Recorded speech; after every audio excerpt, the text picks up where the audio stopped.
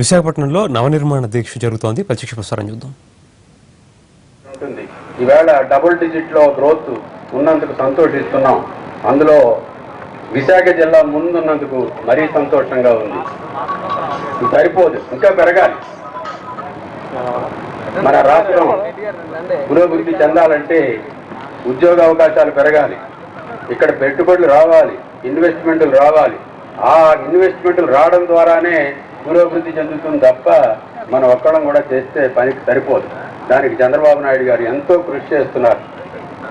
ఒక విధంగా చెప్పాలంటే ప్రతిరోజు ఒక తపనతో, ఒక దీక్షతో, ఒక యజ్ఞంగా ఆయన మళ్ళీ నవనిర్మాణం కోసం ప్రయత్నం చేస్తున్నారు. ఆయన అభిప్రాయం ప్రకారం మన అందరం కూడా 2029 నాటికి భారతదేశంలో ప్రథమ స్థానంలో ఆదాయ వనరుల్లో కానీ, ఇతర విషయాల్లో కానీ, సాంకేతికంగా కానీ, విద్యాపరంగా కానీ అన్ని విధాలా కూడా ఆంధ్ర రాష్ట్రం 1వ స్థానంలో ఉండాలన్నది ఆయన లక్ష్యంగా పెట్టారు.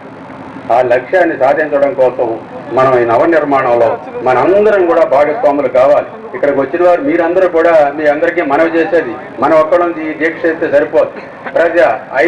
5 కోట్ల ప్రజానీకం కూడా ఈ దీక్ష తీసుకోవాలి. అప్పుడే రాష్ట్రం పురోభివృద్ధి చెందుతుంది. చంద్రబాబు నాయుడు గారి కలగన్నటువంటి, ఈ బంగారు కలగన్నటువంటి మన బంగారు రాష్ట్రం ఏర్పడుతుందని చెప్పి మీ అందరికీ కూడా నేను ఈ సవినయంగా మనవి చేస్తున్నాను. ఇందులో మనం భాగస్వాములు చేసినందుకు ఈ జిల్లా యంత్రాంగానికి ఒకసారి కృతజ్ఞతలు తెలియజేసుకుంటూ సెలవు తీసుకుంటున్నాను. జై Hind. Thank you very much sir. ఇప్పుడు నవనిర్మాణ దీక్ష సభను ఉద్దేశించి మాట్లాడవలసిందిగా గౌరవ జిల్లా పరిషత్ చైర్మన్ గారిని ఆహ్వానిస్తున్నాం.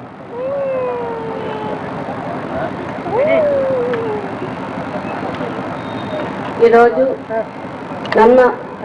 నవ నిర్మాణ దీక్షకు ఇచ్చేసిన పంచాయతీ శాఖ మంత్రి అయ్యన్న పాత్రుడు గారికి, అలాగే విశాఖ పార్లమెంట్ సభ్యులు హరిబాబు గారికి, ఎమ్మెల్సీ మూర్తి గారికి, అలాగే కలెక్టర్ గారికి, అలాగే ఎస్పీ గారికి, డిఎంసీ కమిషనర్ గారికి, ఓడా వీసీ గారికి, మిగతా ప్రభుత్వ డిపార్ట్మెంట్ అధికారులకు అందరూ కూడా నా నమస్కారం తెలియజేస్తూ, ఇక్కడ విచ్చేసిన అన్ని ప్రభుత్వ డిపార్ట్మెంట్ అధికారులకు, సోదరులకు అందరూ కూడా నా నమస్కారం తెలియజేస్తున్నాను.